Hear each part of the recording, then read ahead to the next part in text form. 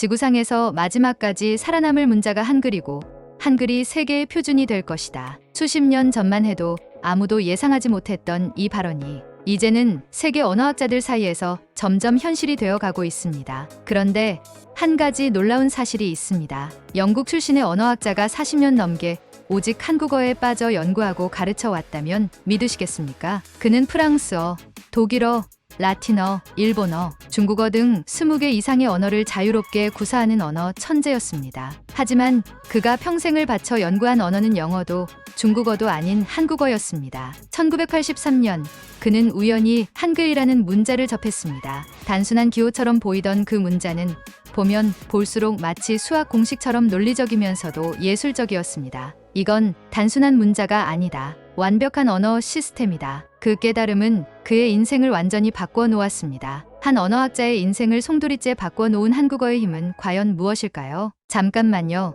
1초 만에 누를 수 있는 좋아요, 구독 부탁드립니다. 영상을 제작하는데 큰 힘이 됩니다. 안녕하세요. 제 이름은 에드워드 윌킨슨.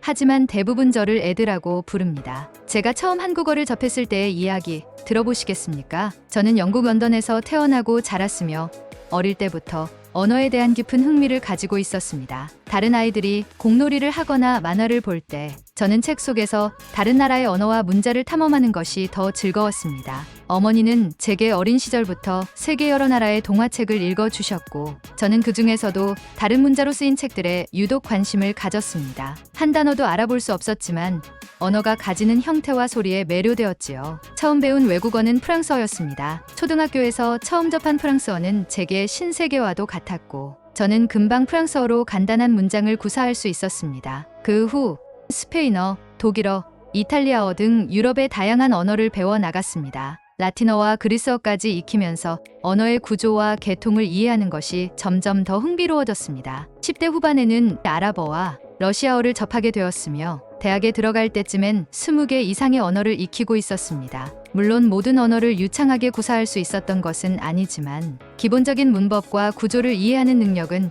누구보다 빠르게 습득할 수 있었습니다. 저는 언어를 배우는 것이 단순한 취미가 아니라 한 사회와 문화를 이해하는 가장 직접적인 방법이라고 생각했습니다. 언어를 배우면 그 나라의 사고방식과 철학을 엿볼 수 있었고 저는 그런 과정이 너무나도 흥미로웠습니다. 자연스럽게 옥스퍼드 대학교에서 언어학을 전공하게 되었고 학부 과정에서 일본어와 중국어를 본격적으로 배우기 시작했습니다. 일본어와 중국어는 유럽에서 비교적 연구가 활발한 동아시아 언어였습니다. 일본어는 문법이 유럽 언어와는 전혀 달랐지만 나름의 체계를 갖추고 있어 분석하는 재미가 있었고 중국어는 성조와 한자의 조합이 흥미로웠습니다. 하지만 학부 과정 내내 한 번도 한국어에 대해 제대로 들어본 적이 없었습니다. 한국이라는 나라는 당시 유럽에서 잘 알려지지 않았고 한국어에 대한 연구도 거의 없었기 때문입니다. 그러던 어느 날 제 인생을 바꾼 사건이 일어났습니다. 옥스퍼드에서 언어학을 가르치던 한 교수님이 저에게 뜻밖의 질문을 던졌습니다.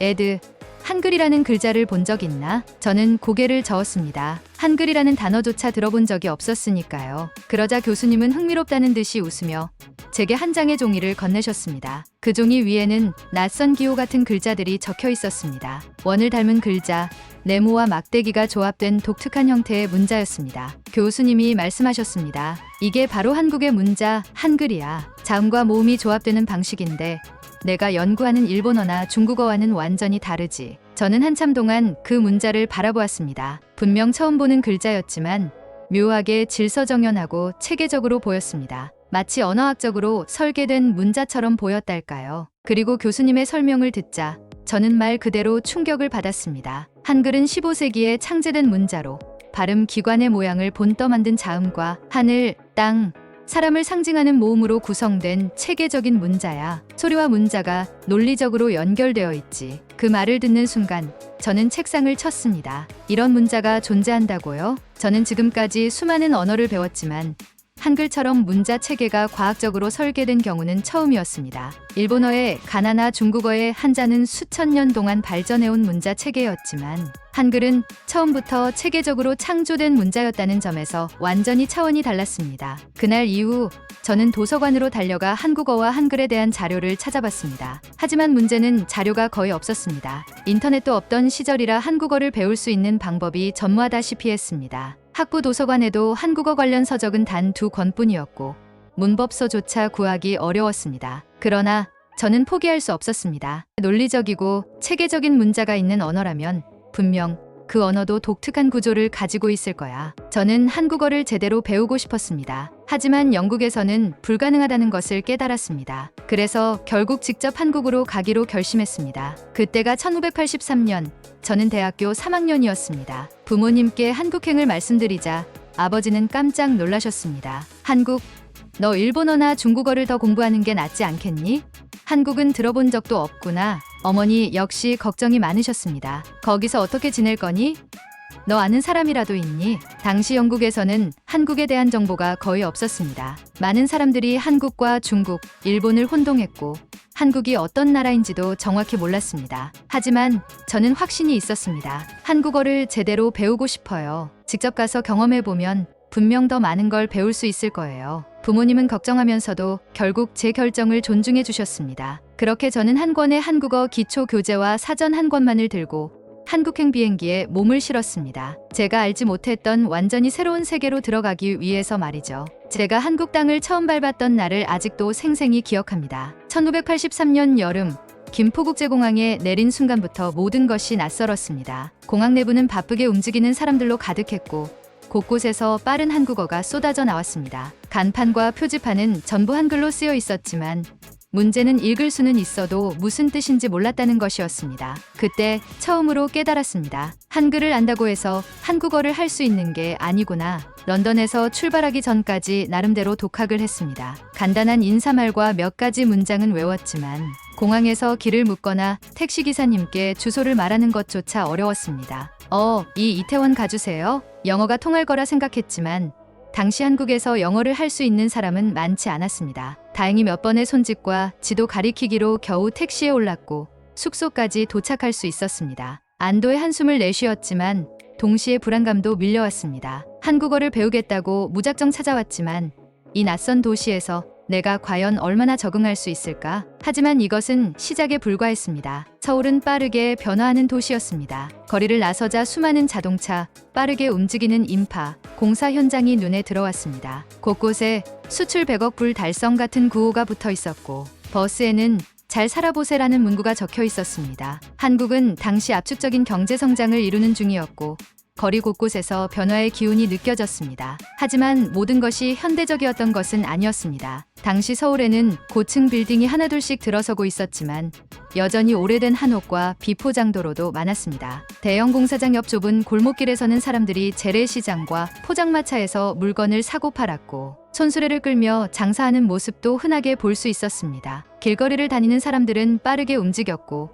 버스는 정류장에 멈추기도 전에 사람들이 뛰어올랐습니다. 시장에서는 상인들이 큰 소리로 손님을 부르고 있었고 사람들은 빨리빨리 하며 분주하게 움직였습니다. 한국은 급속도로 현대화되고 있었지만 개발 속도가 모든 곳에 한꺼번에 적용된 것은 아니었습니다. 어떤 지역에서는 최첨단 건물이 올라가고 있었지만 다른 곳에서는 여전히 전통적인 생활 방식이 남아 있었습니다. 그 변화의 중심에서 저는 한국어를 배울 방법을 찾아 헤매고 있었습니다. 하지만 경제가 발전하는 만큼 외국인을 위한 한국어 교육 환경은 아직 부족했습니다. 지금이야 전 세계적으로 한국어를 배울 수 있는 학원과 대학 강좌가 많지만 1980년대 초반만 해도 한국어를 배우려면 직접 사람들에게 물어보거나 책을 보고 독학하는 방법밖에 없었습니다. 저는 대학 도서관을 찾아가 보기도 하고 서점을 돌아다니며 한국어 교재를 찾아보기도 했습니다. 그러나 영어로 된 한국어 교재는 단 2-3권밖에 없었고 그나마도 기본적인 단어와 문법만 정리된 수준이었습니다. 이러다간 제대로 배우지도 못하고 영국으로 돌아가야 할지도 몰라 절망감이 밀려왔습니다. 한국어를 배우고 싶어 한국까지 왔지만 정작 어디서 어떻게 배워야 할지 막막했습니다. 그러던 어느 날 우연히 한 미국인 선교사를 만났습니다. 당시 저는 서울 곳곳을 돌아다니며 한국어를 배울 방법을 찾고 있었습니다. 그러다 우연히 한 외국인 교회를 방문하게 되었는데 거기서 미국 출신의 선교사인 존과 로버트를 만났습니다. 그들은 한국에서 선교 활동을 하기 위해 한국어를 배우고 있었습니다. 존이 제게 이렇게 말했습니다. 우리처럼 한국어를 배우고 싶다면 선교사들이 다니는 어학당에 가보는 게 어때? 그가 소개해준 곳은 서울 한복판에 위치한 선교사 대상 한국어 교육기관이었습니다. 사실 외국인을 위한 한국어 교육기관은 거의 없었지만 선교사들에게는 한국어가 필수적이었기 때문에 일부 교회에서 한국어 강의를 운영하고 있었던 것이었습니다. 저도 등록할 수 있을까요? 한번 같이 가보자. 그렇게 저는 우연한 기회로 선교사들과 함께 어학당에서 한국어를 배우게 되었습니다. 어학당에서는 발음, 문법, 회화 등 체계적인 한국어 교육이 이루어졌습니다. 그리고 저는 그곳에서 진짜 한국어를 배울 수 있었습니다. 매일 아침 우리는 한글 필기 연습부터 시작했습니다. 기본적인 자음과 모음은 알고 있었지만 실제로 쓰는 법과 자연스러운 필체는 전혀 달랐습니다. 선생님께서는 우리가 한 글자 한 글자 또박또박 쓰도록 지도해 주셨고 처음으로 한국어의 소리를 글자로 표현하는 법을 익힐 수 있었습니다. 하지만 한국어 학습에서 가장 어려웠던 것은 문법과 존댓말 체계였습니다. 선생님, 먹다라는 동사가 있는데 왜 드세요가 되나요? 존댓말 때문이지요. 한국어에서는 상대방에 따라 동사 형태가 달라져요. 존댓말과 반말, 그리고 높임말의 다양한 형태는 유럽 언어에서는 경험하지 못한 개념이었습니다. 물론 프랑스어나 독일어에도 존칭 표현이 있지만 한국어만큼 복잡한 체계를 갖춘 언어는 거의 없었습니다. 저는 처음에 이 개념을 이해하는데 애를 먹었습니다. 한국어는 단순한 언어가 아니구나. 단순히 문법을 익히는 게 아니라 이 언어를 쓰는 사람들의 문화와 사고방식까지 배워야 하는 거구나. 한국어를 공부한 지 6개월쯤 됐을 때 저는 마침내 한국인과 자연스럽게 대화를 나눌 수 있었습니다. 어느 날 시장에서 과일을 사려고 가게 아주머니께 말을 걸었습니다. 저 사과 하나 주세요. 아주머니는 환하게 웃으며 말했습니다. 한국어 잘하시네. 어디서 배웠어요? 순간 가슴이 벅차올랐습니다. 그때 저는 확신했습니다. 한국어를 배우길 정말 잘했다. 하지만 이건 단지 출발점에 불과했습니다. 더 깊이 알아갈 일만 남아 있었죠. 서울에서의 8개월. 저는 한국어를 배우는 것 이상의 경험을 했습니다. 처음에는 단순히 언어를 익히고 싶었을 뿐이었습니다. 하지만 시간이 지나면서 한국어가 단순한 문법과 단어의 조합이 아니라는 것을 깨닫게 되었습니다. 이 언어 속에는 한국인의 사고방식과 삶의 방식이 고스란히 담겨 있었습니다. 예를 들어 영어에서 우리는 단순히 우리를 의미합니다. 하지만 한국에서는 같은 우리라는 단어가 우리 가족, 우리 집, 우리나라처럼 공동체적인 의미를 강조할 때도 쓰였습니다. 처음엔 그 차이를 이해하기 어려웠지만 점점 한국어를 공부할수록 한국 사회의 정과 공동체, 문화가 언어에 스며들어 있다는 것을 깨달았습니다. 한국어는 언어가 아니라 하나의 세계였습니다. 그리고 저는 이 세계를 더 깊이 탐험하고 싶어졌습니다. 8개월의 한국 생활을 마치고 영국으로 돌아온 후에도 저는 한국어를 놓을 수 없었습니다. 옥스퍼드에서 학부를 마친 후 저는 고민에 빠졌습니다. 이제 어떤 길을 가야 할까? 일본어나 중국어처럼 이미 연구가 활발한 언어를 전공할 수도 있었습니다. 하지만 저는 한국어의 매력을 알게 된 이상 이 언어를 더 깊이 연구해야겠다고 결심했습니다. 당시만 해도 한국어는 서양에서 크게 주목받지 못한 언어였습니다. 연구 자료도 부족했고 학계에서도 한국어보다는 중국어와 일본어에 집중하는 분위기였습니다. 그러나 저는 오히려 그 점이 더 도전적으로 느껴졌습니다. 한국어는 연구할 가치가 충분한 언어야. 이 언어를 제대로 분석하고 세계에 알리는 사람이 필요해. 그렇게 저는 하버드 대학교에서 석박사 과정으로 한국학을 전공하게 되었습니다. 그런데 이곳에서 저는 단순히 학문적 성취만 얻은 것이 아니었습니다. 제 인생의 반려자를 만나게 될 줄은 몰랐습니다. 그날은 늦가을이었고 바람이 차가웠습니다. 도서관에서 하루 종일 논문을 쓰던 저는 머리를 식히고 싶어 하버드 근처의 작은 카페로 향했습니다. 창가에 앉아 커피를 마시며 책을 펼쳤는데 바로 옆 테이블에서 익숙한 단어가 들려왔습니다. 광장에서 이명준이 남과 북 어디에도 속하지 못했던 이유는 저는 순간 귀를 기울였습니다. 한국 문학이었습니다. 책을 펼쳐놓고 토론을 나누고 있는 두 사람 중 유난히 또렷한 목소리로 의견을 정리하던 그녀가 눈에 들어왔습니다. 차분하면서도 강단 있는 말투, 깊은 눈빛의 그녀는 지금의 제 아내인 수진이었습니다. 저는 용기를 내서 말을 걸었습니다. 실례합니다. 혹시 한국 문학을 연구하시나요? 수진은 놀란 듯 저를 바라보더니 이내 미소를 지으며 고개를 끄덕였습니다. 네. 저는 한국 문학을 전공하고 있어요. 그런데 한국어를 꽤 잘하시네요. 저는 부끄럽게 웃으며 대답했습니다. 아직 많이 부족해요. 하지만 한국어와 한국 문화를 연구하고 있어요. 그렇게 우리는 광장과 토지, 무진기행 같은 한국 문학을 함께 읽고 토론하며 가까워졌습니다. 서로의 연구를 도와주며 함께 논문을 준비하고 한식당에서 밥을 먹으며 한국과 서양의 문화 차이에 대해 이야기하곤 했습니다. 언제부터였을까요? 저는 그녀를 만나는 시간이 가장 기다려지는 순간이 되었습니다. 하지만 우리의 관계는 곧 예상치 못한 가장 큰 난관을 맞이하게 되었습니다. 왜 하필 한국인이냐? 제가 부모님께 수진을 만났다고 이야기했을 때 아버지는 한숨을 내쉬며 이렇게 말씀하셨습니다. 한국은 너무 멀고 우리와 너무 다른 나라야. 문화 차이를 극복하기 힘들 거다. 어머니도 걱정스러운 눈빛으로 저를 바라보셨습니다. 내가 한국을 좋아하는 건 알지만 결혼은 다르잖니. 가족이라는 건 단순한 감정만으로 되는 게 아니야.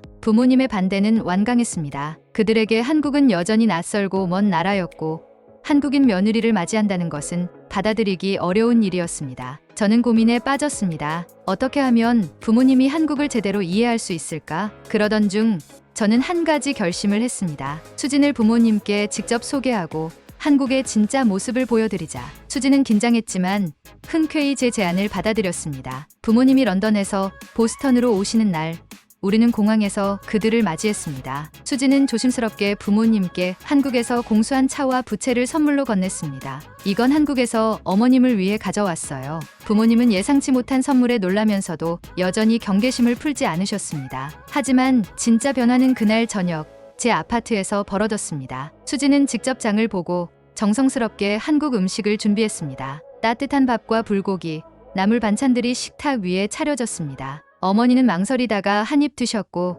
이내 감탄하듯 말씀하셨습니다. 직접 만든 거니? 네.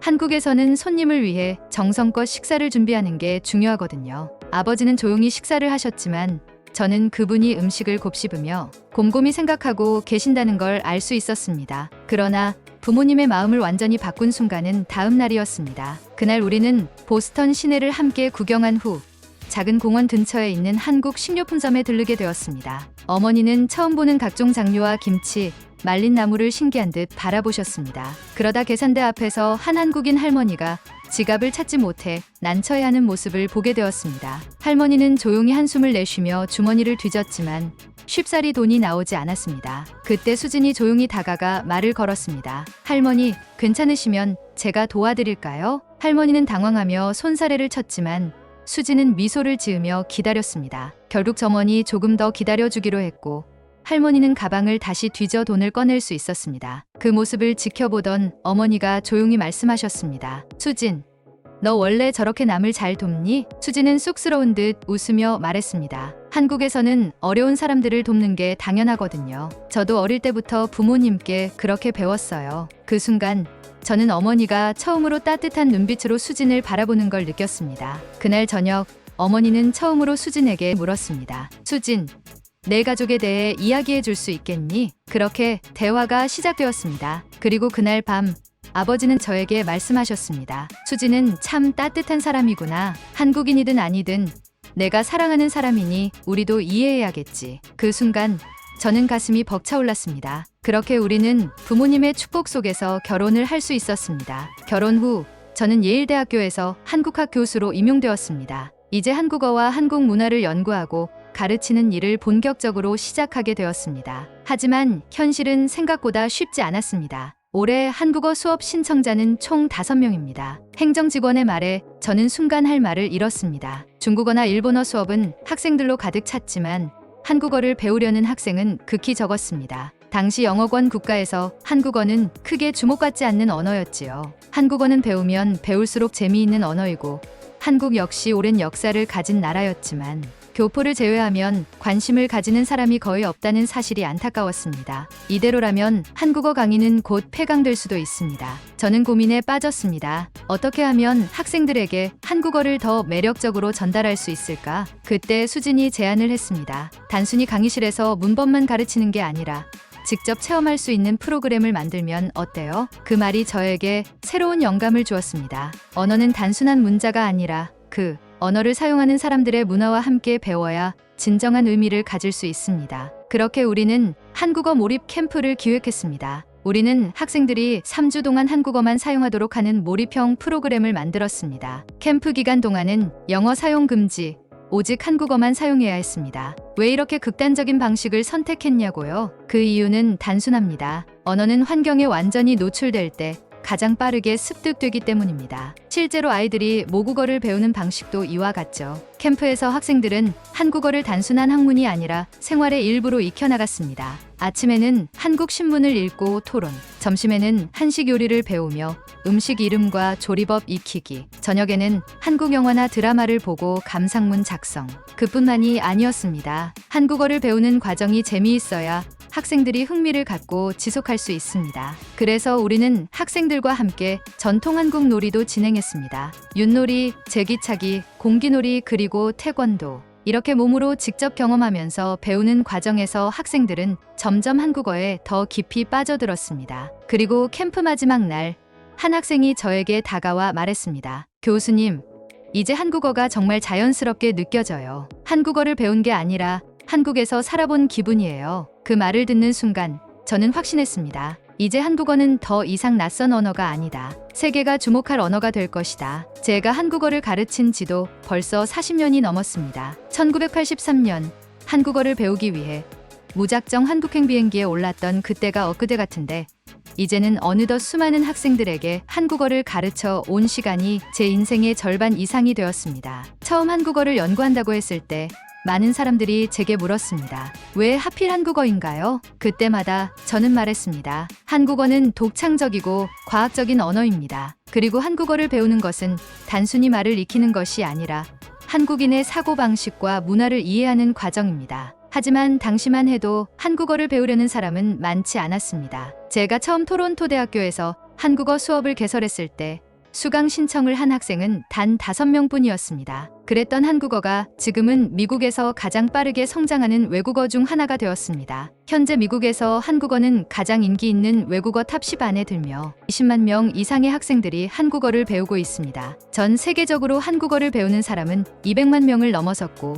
이제는 유럽, 남미, 심지어 아프리카에서도 한국어를 배우려는 학생들이 많아지고 있습니다. 예전에는 한국어를 왜 배우느냐고 묻던 사람들이 이제는 어디서 한국어를 배울 수 있냐고 물어보는 시대가 되었습니다. 이 변화의 가장 큰 원인은 역시 한류 K-팝, 드라마, 영화의 글로벌한 인기였습니다. BTS와 블랙핑크의 음악, 오징어 게임과 기생충 같은 드라마와 영화가 전 세계적으로 사랑받으면서 학생들은 단순히 콘텐츠를 소비하는 것을 넘어 직접 한국어를 배우고 한국 문화를 더 깊이 이해하고 싶어 했습니다. 한 학생이 제게 이런 말을 한 적이 있습니다. 교수님, 저는 처음엔 BTS 가사를 이해하고 싶어서 한국어를 배웠어요. 그런데 이제는 한국의 역사와 문학도 공부하고 싶어졌어요. 이제 한국어는 단순한 외국어가 아닙니다. 하나의 문화, 그리고 세계와 연결되는 창이 되었습니다. 한국어를 가르치면서 저는 매년 한글날마다 학생들에게 세종대왕과 한글의 창제 이야기를 들려줍니다.